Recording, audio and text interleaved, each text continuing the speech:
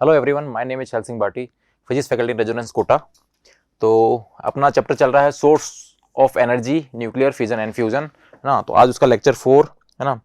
तो अपने mainly source of energy के सारे जितने टॉपिक थे ना, जितने भी अपने एनर्जी के सोर्स थे वो सारे अपन ने कवर कर लिए हैं। अब जो है अपन कुछ न्यूक्लियर रिएक्शंस पे आ रहे हैं। जो ये न्यूक्लियर फिजन एंड फ्यूजन है वो जो है वो टॉपिक स्टार्ट होने वाला है। ये क्या होता है, कैसे इसकी रिएक्शन होती है, ठीक है। तो ये जो है अपन इस क्लास में डिस्कस करेंगे। तो स्टार्ट होता है अपना न्यूक्लियर एनर्जी से। तो न्यूक्लियर एनर्जी क्या होती है ना, न्यूक्लियर एनर्जी क्या होती है।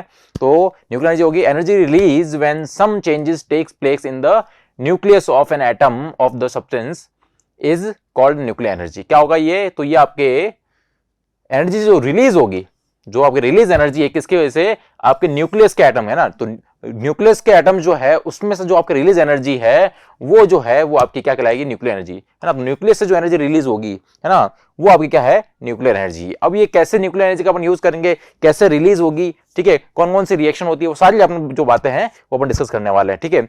एक आती है आपकी बाइंडिंग एनर्जी। ये बाइंडिंग एनर्जी क्या होता है, तो बाइंडिंग एनर्जी जैसे नाम सार बाइंड करके कुछ है ना, किसी को बाइंड करके रखने वाली कुछ एनर्जी होगी। तो वो देखते हैं क्या है। तो the energy equivalent to the mass defect is responsible for the holding the nucleus, है ना, nucleons together and is called binding energy of the nucleus. क्या बोला इसने, तो ये पहले तो ये आपका न्यूक्लियॉन्स क्या होता है, पहले तो आपका ये समझते हैं कि न्यूक्लियॉन्स क्या होता है। तो न्यूक्लियॉन्स होता है जो आपका न्यूक्लियस होता है, जो आपका न्यूक्लियस है ये आपका न्यूक्लियस।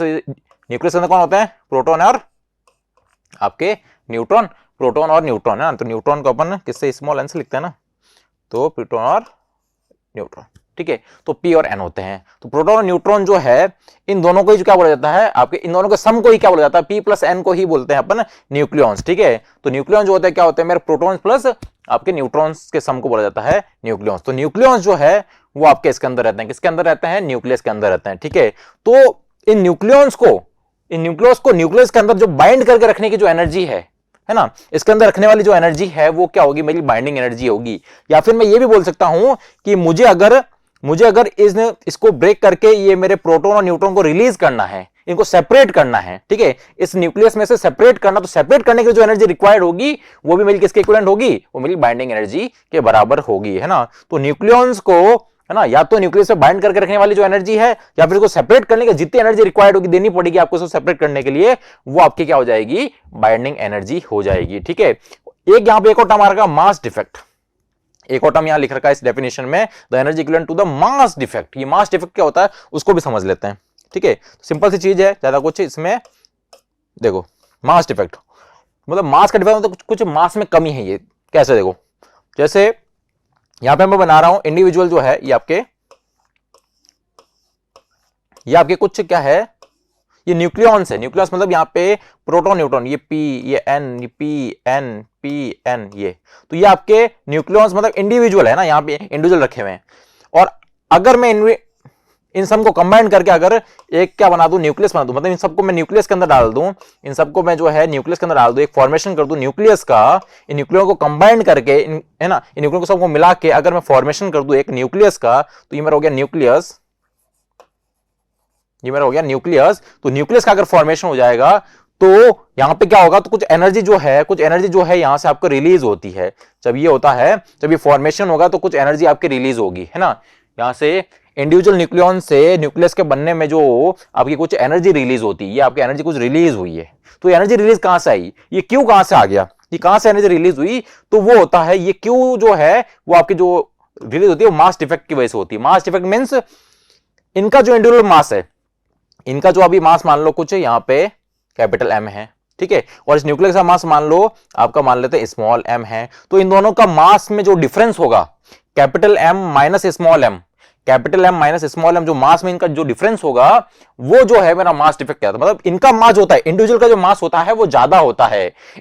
इंडिविजुअल जो मेरे न्यूक्लियॉन्स है इनका मास ज्यादा होता है, और मैं अगर पूरे न्यूक्लियस का मास निकालूंगा, है ना, इनका कंबाइंड मास निकालूंगा, न्यूक्लियस का मास निकालूंगा, तो उनमें मास में थोड़ा डिफरेंस आएगा, बहुत माइल्यूट सा डिफरेंस आता है, पर डिफरेंस आता है, ठीक है। इनका मास जो होता है ग्रेटर होता है आपके न्यूक्लियस के मास से। तो ये यहां मास ज्यादा था, मास कम हो गया, मास पहले ज्यादा था, इंडिविजुअल का मास ज्यादा था, और जब फॉर्मेशन और न्यूक्लियस का तो मास थोड़ा कम हो गया, तो मास गया कहां, वो मास गया कहां, तो वो जो मास जो है वो कन्वर्ट हो गया आपका एनर्जी में। यही तो आपकी जो है, यही आपकी, है ना, आइंस्टाइन एनर्जी वाली इक्वेशन जो है अपन पढ़ते हैं, equal to mc square, equal to mc square. जो आपका है, जो मास जो है वो आपका इक्वल टू एनर्जी, मतलब मास जो है एनर्जी में कन्वर्ट हो सकता है, ये एनर्जी है ना, ये इक्वेशन आपका ये तो शो करती है। तो यहाँ पे जो m है वो कन्वर्ट हो गया e में, तो ये, तो यहाँ पे m जो है इसको मैं डेल्टा m भी लिख सकता हूं, यहाँ पे m को मैं डेल्टा m भी लिख सकता हूं। डेल्टा m में शो कर रहा है मेरा मास डिफेक्ट को, डेल्टा m मतलब मास डिफेक्ट, ठीक है। तो मास डिफेक्ट क्या होगा, इन सबका मास माइनस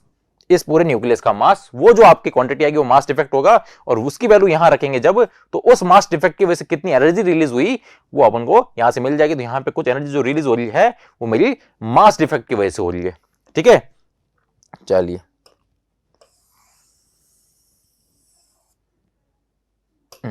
ठीक है, तो मास डिफेक्ट की वजह, तो मास डिफेक्ट अगर फॉर्मूला लिखना चाहे तो फॉर्मूला भी लिख सकते हैं, फॉर्मूला अपन लिख लेते हैं यहां पे कि मास डिफेक्ट डेल्टा m जो होगा वो क्या होगा मेरा, तो वो होगा मास ऑफ प्रोटॉन, है ना। मान लो यहाँ पे ये आपके न्यूक्लियस, ये आपके न्यूक्लियन जो है, तो उसमें कुछ आपके प्रोटॉन्स है, कुछ न्यूट्रॉन्स है, ठीक है। और इससे जो है आपका न्यूक्लियस बना, तो उसका मास जो मान लेता है कैपिटल न्यूक्लियस का mn मान लेते हैं ना। मास ऑफ न्यूट्रॉन ये हो जाएगा mp, मास ऑफ प्रोटॉन ये हो जाएगा m स्मॉल n, ये स्मॉल n है, ये कैपिटल n है।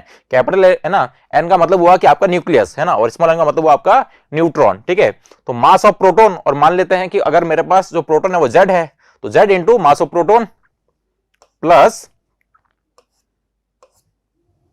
अब मास ऑफ प्रोटॉन अगर z है तो कोई भी एलिमेंट होता है उसको शो कैसे करते हैं अपन, किसी एलिमेंट को कैसे लिखते हैं, ZA से, किसी भी एलिमेंट को कैसे लिखता हूं मैं, ZA से। Z क्या शो करता है एटॉमिक नंबर, एटॉमिक नंबर बताता है आपके उसमें नंबर ऑफ प्रोटॉन्स कितने हैं, Z के बराबर होते हैं, ठीक है। और A जो होता है वो mass number, A mass number बताता है ना, और A आपका ये भी बताता है कि नंबर ऑफ न्यूक्लियॉन्स भी बताता है, नंबर ऑफ न्यूक्लियॉन्स भी जो होता है वो A से पता चल जाता है कि नंबर ऑफ न्यूक्लियॉन्स इतने हैं। Number of nucleons means proton plus neutron, number of nucleons means number है ना, सम है आपका प्रोटॉन और न्यूट्रॉन का, ठीक है। तो यहां पे अगर ये Z है तो नंबर ऑफ, अगर मुझे न्यूट्रॉन निकालने हैं तो क्या आ जाएगा इसका, तो नंबर ऑफ न्यूट्रॉन जो हो जाएंगे वो क्या हो जाएंगे, A माइनस Z।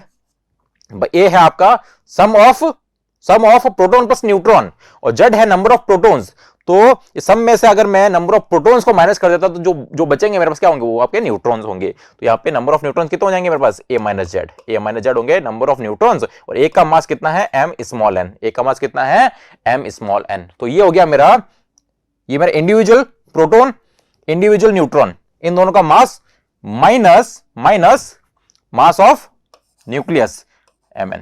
तो ये जो है ना, ये जो आपकी वैल्यू आएगी, यहां से जो आपकी वैल्यू आएगी, तो यहां पे कुछ आपका जो आएगा वो आपका मास डिफेक्ट डेल्टा m होगा। यहां पे जो आपको वैल्यू मिलेगी है ना, यहां सब रखने पे, तो जो डेल्टा m आएगा वो ये आएगा, क्या आएगा आपके पास, एक वैल्यू आएगी वो मास डिफेक्ट होगा। ये मास डिफेक्ट के मास में है ना, इतना मास जो है आपका डिसअपियर हो गया, इतना मास जो डिसअपियर हो गया, यहाँ पे मास ज्यादा था और ये जो न्यूक्लियस का मास बना वो कुछ आपका कम बना है, तो इन दोनों का जो डिफरेंस है, इतना मास आपका कहीं डिसअपियर हो गया, और वो कहां डिसअपियर हुआ, वो आपको एनर्जी के फॉर्म में मिल गया है। तो E इक्वल टू जो है डेल्टा m c स्क्वायर जो है, वो यहां पे आपको ये मास जो है वो कन्वर्ट हो चुका है एनर्जी में। तो मास जो एनर्जी में कन्वर्ट हो जाता है, ये आपका आइंस्टाइन ने बताया था, ठीक है। नेक्स्ट चलते हैं अपन न्यूक्लियर रिएक्शंस, है ना। तो अब कौन कौन से, अब देखो न्यूक्लियर एनर्जी मिलती है आपको न्यूक्लियर रिएक्शन से, तो कौन कौन से न्यूक्लियर रिएक्शन होती है वो अपन देखने वाले हैं, है ना। तो न्यूक्लियर रिएक्शन क्या होती है, तो इन nuclear reactions the nucleus of an atom undergoes a change forming new atoms and release a tremendous amount of energy. क्या बोला इसने बोला है कि जब आपका कोई न्यूक्लियर रिएक्शन होता है, क्या है कि जो न्यूक्लियस है किसी एटम का वो क्या करता है, चेंज होता है, वो चेंज होता है, ठीक है, वो चेंज होता है न्यू एटम्स में, है ना, वो न्यू एटम फॉर्मेशन करता है, ठीक है। तो अपनी दो टाइप के भी रिएक्शन पढ़ने वाले हैं, आगे आपके स्लाइड में आएगा। तो देखो न्यूक्लियर रिएक्शन होती क्यों है, न्यूक्लियर रिएक्शन होती क्यों है, तो न्यूक्लियर रिएक्शन होती है आपकी स्टेबिलिटी के लिए, है ना। सारे एटम चाहते हैं कि मैं स्टेबल हो जाऊं, सारे जो हैं वो चाहते हैं कि स्टेबल हो जाएं, है ना।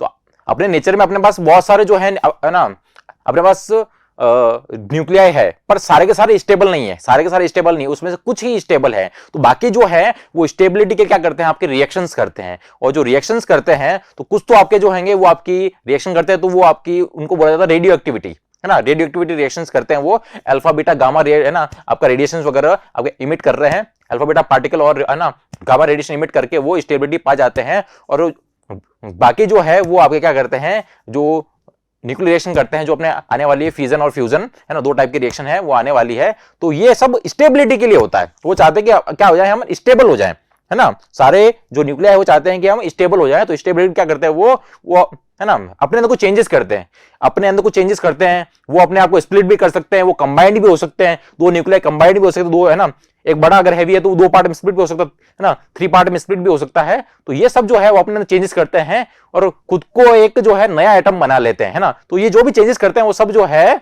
वो आपका स्टेबिलिटी के लिए करते हैं और वही सब जो आपकी है वो न्यूक्लियर रिएक्शंस होती है, ठीक है। न्यू एटम और new elements can be produce in the nuclear reaction. जो न्यू एलिमेंट जो बनते हैं, ठीक है, which is not possible in the case of chemical reaction. जो केमिकल रिएक्शन होती है उसमें आपके नए प्रोडक्ट नहीं बन पाएंगे, है ना, एकदम पूरे नए इसमें नहीं बन पाएंगे, पर आपके जो न्यूक्लियर रिएक्शन है उसमें एकदम नया जो है एटम आपको बन जाता है। अभी रिएक्शन भी आएगी आपके सामने कि कैसे जो है एक एटम जो है वो दूसरे, है ना, दूसरे न्यूक्लियर में चेंज हो गया, एक न्यूक्लियर जो है वो रिएक्शन करके किसी दूसरे न्यूक्लियर में चेंज हो गया, है ना, किसी तीसरे न्यूक्लियर चेंज हो गया। तो ये जो है वो सारे न्यूक्लियर रिएक्शन में ही पॉसिबल है, ठीक है। Thus the nuclear reaction can convert one element into the another element. एक एलिमेंट से दूसरे एलिमेंट में वो चेंज हो जाते हैं, है ना।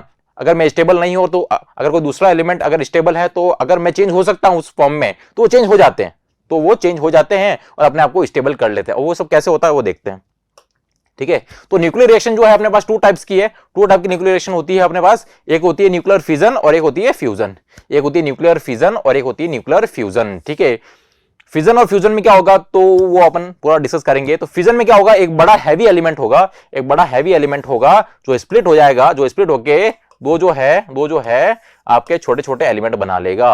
एक बड़ा हैवी न्यूक्लियाई जो है वो आपका स्प्लिट होके क्या होगा, ब्रेक होके 2 स्मॉल न्यूक्लियाई बना लेगा और इसमें कुछ आपकी एनर्जी भी रिलीज होगी, ठीक है, कुछ पार्टिकल भी रिलीज होंगे। ये क्यों है, कुछ पार्टिकल भी रिलीज होंगे आपके यहाँ पे, ठीक है ना। तो ये सारी प्रोसेस आपके होने वाली, अभी अपन देखेंगे कैसे क्या होता है। तो ये आपका होता है न्यूक्लियर फिजन। और फ्यूजन में क्या होता है, फ्यूजन में जो है वो 2 स्मॉलर न्यूक्लियाई जो इसकी रिवर्स है, 2 स्मॉलर न्यूक्लियाई जो है कंबाइंड होके फ्यूज होके, नाम ही फ्यूजन, इसका नाम ही है फ्यूजन, मतलब 2 स्मॉल न्यूक्लियाई जो है फ्यूज होके जो है एक बड़ा हैवी जो है वो न्यूक्लियस बना लेंगे, ठीक है। तो ये जो है इस रिएक्शन होने वाला, आगे देखते हैं कैसे क्या होता है।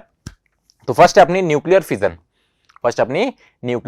फिजन में क्या होता है, a reaction in which an atomic nucleus of a radioactive element split by bombardment from an external source with the simultaneous release of large amount of energy used for electric power generation। क्या बोला इसने बोला है कि आपका जो atomic nucleus होता है ना, जो आपका रेडियो एक्टिव जो एलिमेंट होते हैं जो रिएक्शन कर सकते हैं, उनका जो एटॉमिक न्यूक्लियस है वो बाहर अगर मैं उसमें कुछ एक्सटर्नल चेंज करूं, बाहर से कोई एक पार्टिकल उसमें डाल दूं, तो क्या होगा, वो कुछ क्या करेगा, वो अपने आप को चेंज कर लेगा, वो जो है वो 2 पार्ट में स्प्लिट हो जाएगा और उससे जो होगा वो आपको एक large amount of energy release होगी और उस एनर्जी को जो है मैं यूज कर सकता हूं मेरा इलेक्ट्रिक पावर जनरेशन के लिए। इलेक्ट्रिक पावर जनरेशन में वो एनर्जी मेरे काम आ सकती है। और मेरा मेन पर्पस यही रहता है कि जो आसपास मेरे एनर्जी का सोर्स है ना, उससे जो है मैं मेरे इलेक्ट्रिक पावर जनरेशन में एप्लीकेशन में यूज कर सकूं, ठीक है। जितनी भी एनर्जी, सोलर एनर्जी थी अपने पास, विंड एनर्जी थी, अपने टाइडल एनर्जी थी, अपने पास बायोमास एनर्जी थी, तो ये सारी एनर्जी से मैंने क्या किया, मेनली मेरा पर्पस रहता है इलेक्ट्रिक एनर्जी जनरेट करने का, ठीक है।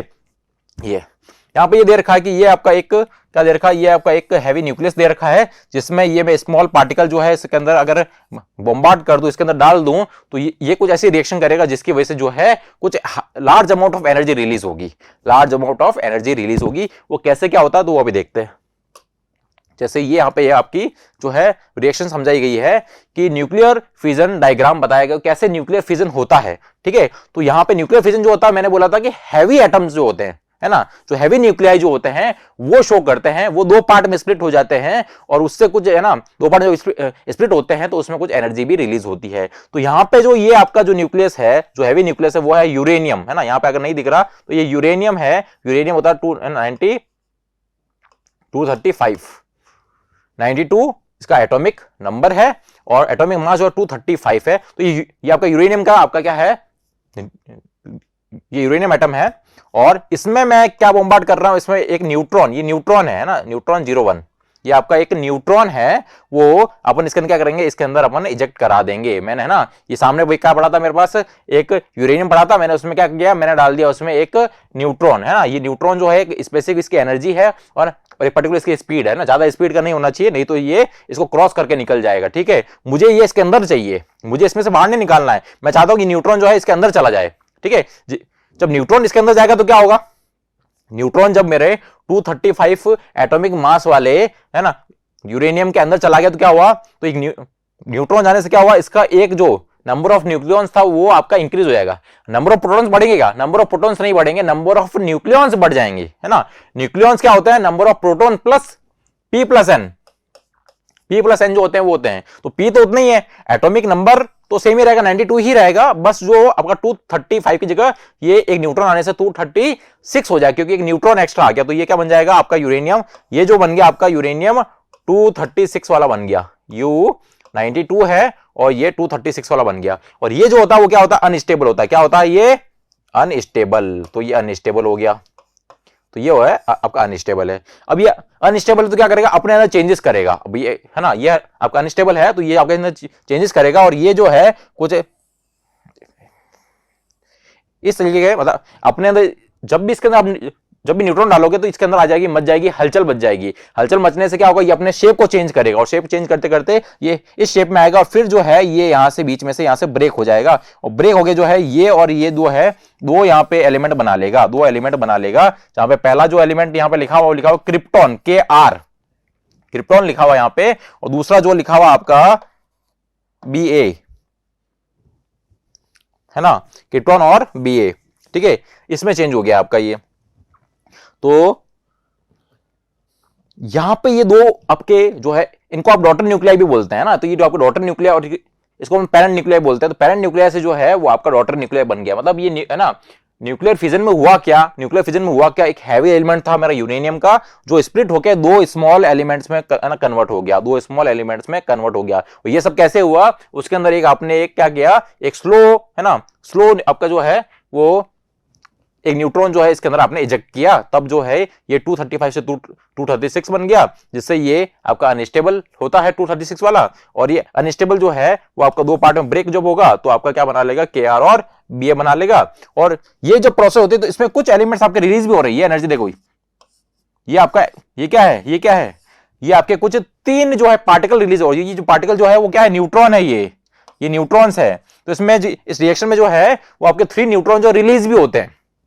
मतलब ये यहां से यहां जो प्रोसेस हुआ तो दो पार्टिकल जो बने, साथ में कुछ जो है न्यूट्रॉन रिलीज हुए, तो ये न्यूट्रॉन रिलीज हुए और साथ में कुछ एनर्जी भी रिलीज होती है ना। तो नीचे मैंने एक आपके रिएक्शन लिख रखी है ना, पूरी रिएक्शन यहां पे लिख रखी है कि आपका यूरेनियम था 92 235, इसमें क्या किया आपने, एक न्यूट्रॉन जो इजेक्ट किया, तो ये न्यूट्रॉन इजेक्ट किया इसमें अंदर। ठीक है, फिर उससे क्या हुआ, उससे बना मेरा 236 वाला, तो ये बन गया मेरा कौन सा, यूरेनियम 92 236। और ये क्या होता है, हाईली अनस्टेबल होता है, तो ये अनस्टेबल होता है, तो ये अपने आपको क्या करेगा, चेंज करेगा, चेंज करके क्या करेगा, ये दो है ना, दो पार्ट में स्प्लिट होके दो पार्टिकल बनाएगा, है ना, Kr और Ba बना लेगा, Kr और Ba बना लेगा, जिसके एटॉमिक नंबर और मास नंबर लिख रखे हैं 36 91 और 56 और 142, ये दो पार्टिकल बन गया। तो ये मेरा एक पार्टिकल और ये एक पार्टिकल बन गए, दो पार्टिकल बन गए। साथ में क्या हो रहा है, साथ में कुछ न्यूट्रॉन, कितने 3 न्यूट्रॉन भी रिलीज हो रहे हैं, जो ये आपको दिख रहे हैं यहाँ पे 1 2 3, तो ये 3 न्यूट्रॉन भी रिलीज हो रहे हैं, और साथ में मिल रही है आपको एक लार्ज अमाउंट में एनर्जी, तो यहाँ पे एनर्जी भी रिलीज होती है। और यही एनर्जी मेरे काम की, इसी को मैं जो है क्या करूं, मेरे पावर जनरेशन में यूज करने वाला हूं। ये जो आपकी एनर्जी रिलीज हुई है इसको मैं पावर जनरेशन में यूज लेता हूं। ठीक है, तो ये आपकी न्यूक्लियर फिजन की पूरा डायग्राम और उसकी रिएक्शन लिख रखी है, यही रिएक्शन इसमें आपकी होती है। ठीक है, चलिए, तो इसके बाद आता है आपका चेन रिएक्शन। अब देखो, अब होता क्या, देखो इसमें जो आपकी 3 न्यूट्रॉन जो निकल रहे हैं, 3 जो न्यूट्रॉन निकल रहे हैं वो बहुत डेंजरस है, वो बहुत डेंजरस है। क्यों डेंजरस है, अगर बात करूं मैं पिछल डायग्राम की, तो यही जो ये जो 3 न्यूट्रॉन निकल रहे हैं, तो अब मैं जब भी कोई लेता हूं तो मैं कोई ना कोई यूरेनियम का पूरा क्रिस्टल लूंगा, है ना। मैं ऐसा तो ना कि एक एटम या फिर है ना पूरा एक एटम ही लूंगा, मैं लूंगा तो यूरेनियम का एक टुकड़ा लूंगा, है ना, यूरेनियम का एक टुकड़ा लूंगा, उसमें तो आपके करोड़ों एटम होंगे, उसमें आपके करोड़ों एटम, बिलियंस में एटम होते हैं, ठीक है ना। तो वो जो एटम होंगे, तो ये तो आपकी एक रिएक्शन है कि मतलब एक एटम जो है वो आपका 3 न्यूट्रॉन निकाल रहा है। यूरेनियम का जो एक एटम है ना, एक न्यूक्लियाई जो है वो आपके जो है ये रिएक्शन करके 3 न्यूट्रॉन निकाल रहा है, वहां तो आपके बिलियंस में जो है आपके एटम्स होंगे। तो ये जो आपके 3 न्यूट्रॉन निकले हैं आगे, और यूरेनियम, यहाँ पे यूरेनियम का एटम और यूरेनियम का एटम है, यहाँ पे 3 मेरे, और अगर है ना ऐसे तो करोड़ एटम है, पर आगे ये जो मेरे यूरेनियम का एटम है, ये जब इसमें जाएगा, ये जब इसमें जाएगा, ये जब इसमें जाएगा, इसमें और 3 निकलेंगे, इसमें भी 3 और निकलेंगे, इसमें भी 3 और निकलेंगे। इस तरीके से ये रिएक्शन जो है भाई, एक रिएक्शन हो रही है उसमें 3 न्यूट्रॉन निकल रहे हैं और उसमें कुछ एनर्जी भी रिलीज हो रही है। ऐसे फिर 3 से जो होंगे, 3 जो आगे 9, 3 जो आगे 9 आपके क्या करेंगे, न्यूट्रॉन निकालेंगे यहां से, neutron neutron neutron neutron neutron neutron neutron neutron neutron.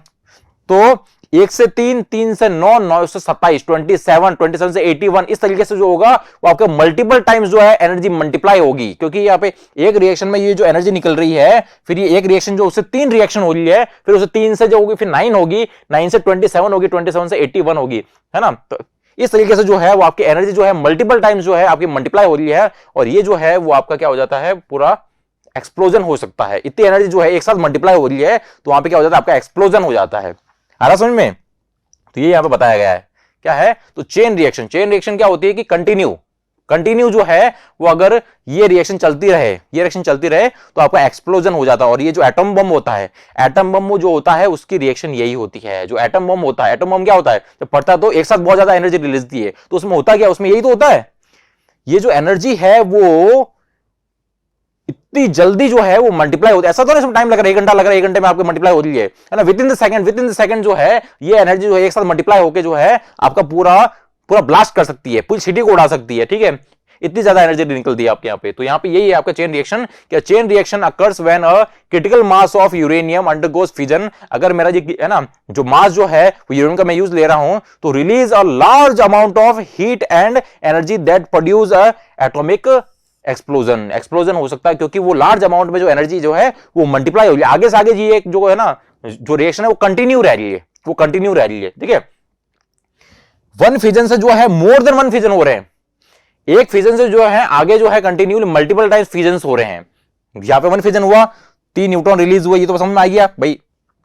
एक यूरेनियम से मेरे 2 पार्टिकल बन गए और 3 इलेक्ट्रॉन है ना, 3 न्यूट्रॉन जो है आपके रिलीज हुए। ये जो न्यूट्रॉन होंगे वो आगे और यूरेनियम के जो एटम्स है, भाई मैंने पूरा क्रिस्टल लिया है और क्रिस्टल में तो बहुत सारे आपके है ना, आपके बहुत सारे एटम है, तो ये जो एटम है तो दूसरे यूरेनियम के कांटेक्ट में क्या करेंगे, इसके अंदर जाएगा, इसके अंदर जाएगा, तो फिर से वही रिएक्शन होगी जो आपने पहले देखी थी। फिर से 2 पार्टिकल बनेंगे बी और के आर, और 3 न्यूट्रॉन और निकलेंगे। फिर ये आगे और कांटेक्ट में आएंगे मेरे है ना यूरेनियम से, फिर उससे 3 और निकलेंगे, इससे भी 3 और निकलेंगे, इससे भी 3 और निकलेंगे। तो पार्टिकल निकलना इंपॉर्टेंट नहीं है, इंपॉर्टेंट है यहां से जो ये आपकी एनर्जी निकल रही है, यहां से क्यू एनर्जी, फिर यहां से क्यू क्यू क्यू, यहां से क्यू क्यू क्यू। तो ये जो एनर्जी निकल रही है वो एक साथ इतने मल्टीप्लाई हो रही है कि वो आपका एक्सप्लोड कर देती है, पूरा जो है यहाँ पे पूरा सिटी उड़ा सकती है, इतनी एनर्जी यहाँ पे आपकी रिलीज होती है। तो ये जो एनर्जी मल्टीप्लाई हो रही है, एक साथ मल्टीपल में 3, 9, 27, 81 इस तरीके से मल्टीप्लाई हो रही है, और ये विद इन द सेकंड होगा तो इतनी एनर्जी रिलीज होगी कि यहाँ पे क्या हो सकता है, आपका एक्सप्लोजन हो जाता है। और ये पूरा है ना, यही कंसेप्ट होता है आपका एटम बम में, एटम बम का यही कंसेप्ट होता है, ठीक है। तो हिरोशिमा और नागासाकी में जो आपका यूरेनियम का अगर मैं बोरा गिरा दिया था, उन्होंने अगर है ना पूरा 50 kg का बोरा अगर गिरा दिया था, तो उससे क्या हुआ था, उससे यही रिएक्शन हुई थी वहां पे, यहाँ पे यही रिएक्शन हुई कि उस बोरे के अंदर जो थे वो आपके बहुत से करोड़ों जो है आपके यूरेनियम के आपके एटम्स थे, जो क्या करा कंटिन्यूली जो है ये रिएक्शन आपकी चेन रिएक्शन आपकी चलती गई, और एनर्जी जो है विद इन सेकंड इतनी मल्टीप्लाई होगी कि पूरा जो है शहर वहां पे उड़ गया था। तो यही आपके जो चेन रिएक्शन है ये बहुत आपके डेंजरस होती है, तो उसको कंट्रोल करना बहुत जरूरी है, चेन रिएक्शन को कंट्रोल करना बहुत जरूरी है। अगर आप चेन रिएक्शन अब नहीं चाहते हो तो उसको कंट्रोल करने के लिए फिर है ना आपका न्यूक्लियर रिएक्टर होता है, उसमें ये पूरी प्रोसेस की जाती है, कैसे इसको कंट्रोल किया जाता है, वो पूरा सिस्टम तैयार होता है। वहां पे जो ये जो एक्स्ट्रा न्यूट्रॉन जो निकल रहे हैं उनको ऑब्जॉर्व कर लिया जाता है। भाई मैं चाहता हूं कि मुझे मेरी न्यूक्लियर एनर्जी को मैं यूज लूं अपने पावर जनरेशन के लिए, है ना, तो एनर्जी यूज क्या लूं, एनर्जी तो यहां पे इतनी ज्यादा निकल रही है कि मैं यूज लेने से पहले ही मेरा जो है वो पूरा प्लांट ही फट जाएगा। यूज लेने से पहले इतनी एनर्जी रिलीज होगी मेरा पूरा प्लांट ही फट जाएगा, है ना, साथ में मैं भी उड़ जाऊंगा, ठीक है ना। तो मैं इसको यूज क्या लूं, तो यूज लेने क्या करना पड़े, मुझे इसको कंट्रोल मैनर भी यूज ले सकता हूं। ये आपका अनकंट्रोल है, ये आपकी अनकंट्रोल है अभी तो, है ना। इसको अपन को कंट्रोल मैनर में जो है वो अगर कंट्रोल मैनर में हो तभी उसको जो है उस एनर्जी को अपन यूज ले सकते हैं। तो उसको कंट्रोल मैनर में करने के लिए अपन न्यूक्लियर रिएक्टर के अंदर क्या करते हैं कि जो एक्स्ट्रा जो 3 न्यूट्रॉन्स है ना, उसमें से 2 को अपन ऑब्जॉर्व कर लेते हैं, वहां पे कुछ ऑब्जॉर्बर लगाते हैं, कुछ रॉड्स लगाते हैं जो इन 2 न्यूट्रॉन को ऑब्जॉर्व कर लेती है, और आगे जो 1 न्यूट्रॉन तो एक से एक ही पॉसिबल हो।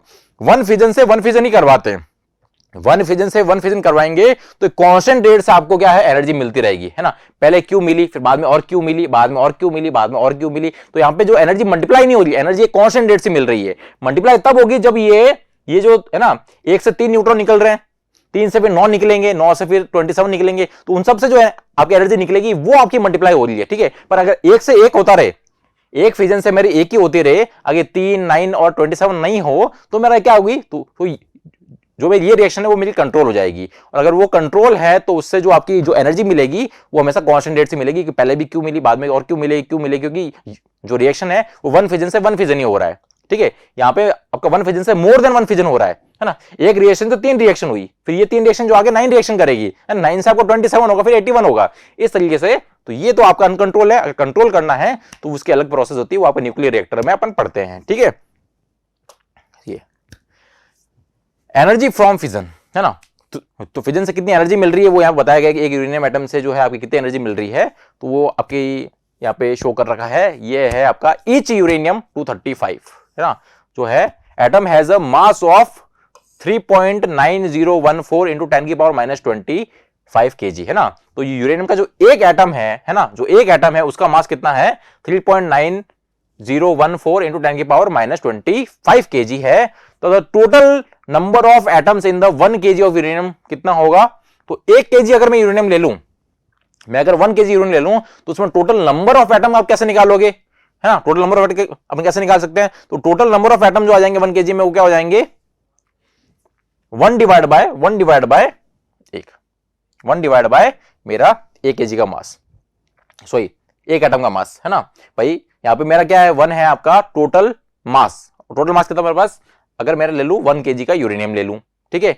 इसके अंदर मुझे निकालना है कि 1 kg के अंदर यूरेनियम के एटम कितने होंगे, है ना। तो एक एटम का मास होता है, एक एटम का मास इतना होता है, अगर मैं 1 kg में एक एटम का मास का डिवाइड कर दूं तो मेरे टोटल नंबर ऑफ एटम आ जाएंगे कि नहीं आ जाएंगे। तो सिंपल वही कर रखा है कि 1 kg के अंदर मैं 3.901 इंटू 10 की पावर -25 kg, जो कि क्या है मेरे एक एटम, है ना, एक यूरेनियम के एटम का मास है, उसका डिवाइड करने पे मेरे को टोटल नंबर ऑफ एटम्स मिल गए, कि जो मेरे प्रेजेंट है 1 kg के अंदर, वो कितने मिले मुझे, वो मिले 2.56, है ना। 3.9014 को आप जब करेंगे सॉल्व तो आएगा 2.56 इंटू 10 की पावर 24। तो 2.56 इंटू 10 की पावर 24 एटम जो होते हैं वो प्रेजेंट होते हैं आपके 1 kg आपके यूरेनियम के अंदर, ठीक है, ओके।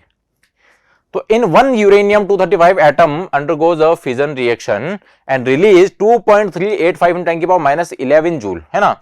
यूरेनियम का जो एक एटम है वो इतनी एनर्जी जो है वो प्रोड्यूस करता है जब वो रिएक्शन करता है ना। यूरेनियम का जो एक एटम है जिससे है ना जब वो रिएक्शन करके जो एनर्जी रिलीज होती है वो ये होती है 2.385 इंटू 10 की power -11 joule of energy. Then the amount of energy released by 1 kg of uranium 235 can be calculated as follows, है ना। तो एक एटम इतनी कर रहा है तो पूरा 1 kg यूरेनियम में कितनी एनर्जी रिलीज करेगा वो कैसे निकालेंगे, तो टोटल निकाल लो। कैसे, टोटल एनर्जी क्या होगी आपकी, हो जाएगी एनर्जी पर फिजन, एक फिजन में कितनी एनर्जी रिलीज हो रही है और मेरे पास नंबर ऑफ एटम्स कितने हैं, है ना। एक एटम से कितनी मिल रही है, एक एटम से मान लो 10 मिल रही है, और मेरे पास अगर 100 है तो कितना हो जाएगा 10 इंटू 100, तो टोटल 1000 जो है वो आपकी 1000 जूल अगर आपको एनर्जी मिल जाएगी, है ना। एक एटम से अगर आपको 10 जूल एनर्जी मिल रही है तो मेरे पास अगर कितने, मेरे पास 100 अगर है कितने एटम्स, तो उससे कितनी होगी, 1 से 10 मिल रही है तो 100 से कितनी मिलेगी 1000। सिंपल वही करना है यहाँ पे कि एनर्जी पर फिजन जो है वो आप कितनी मिल रही है 2.385 इंटू 10 की पावर -11 जूल। तो मेरे पास नंबर ऑफ एटम्स कितने हैं आपको टोटल 1 kg के अंदर, तो वो मैंने अभी निकाला ही था, उसको मल्टीप्लाई कर दो इसके, तो 2.385 इंटू 10 की पावर -4 ये आपकी है 1 एटम इतनी एनर्जी देके, है ना, आपको रिलीज कर रहा है। तो अपने पास तो इतने एटम्स है 1 kg के अंदर 2.56 इंटू 10 की पावर 24 एटम्स है। तो ये जब इससे, है ना, तो ये जब इससे मल्टीप्लाई होंगे तो इतनी टोटल एनर्जी जो आ जाएगी मेरे इन एटम की वजह से जो होगी वो टोटल एनर्जी आ जाएगी, जो कि ये है 6.1056 इंटू 10 की पावर 13 जूल। तो ये जो है टोटल एनर्जी रिलीज होगी जब मेरा 1 kg यूरेनियम जो है वो रिएक्शन करेगा, ठीक है। ये आपको सिंपल समझा रखा है यहाँ पे।